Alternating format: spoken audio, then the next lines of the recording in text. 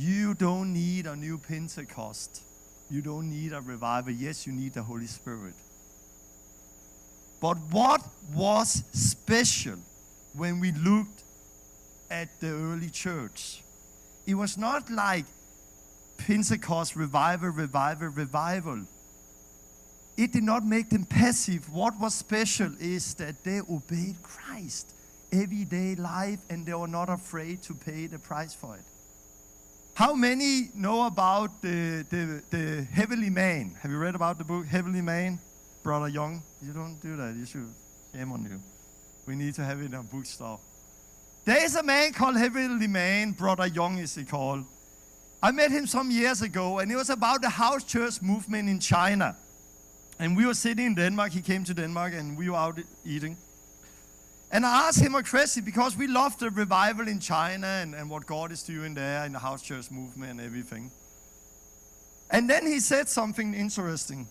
I asked him, I said, what is the difference between the church in China and the church in America?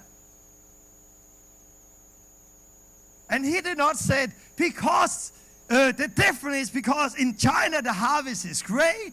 In China people are hungry. In China, God just loves China. That was not what he said. He said the difference between the church in China and the church in the West is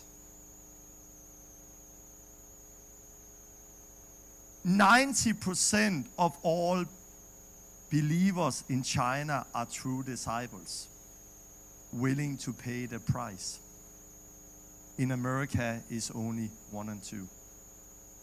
And in China, everyone is talking about Jesus and telling other people about Jesus because they cannot stop telling about everything they have seen and heard. He said that was the difference. The difference between China and the revival they saw and the West was not the harvest. The difference was how the believers was living.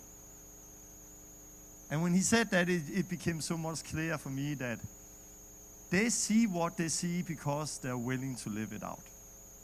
If they will live like the Western world, they will see as little as us. But if we will live like them, we will see as much as them. We don't need a new Pentecost, we just need to obey Christ.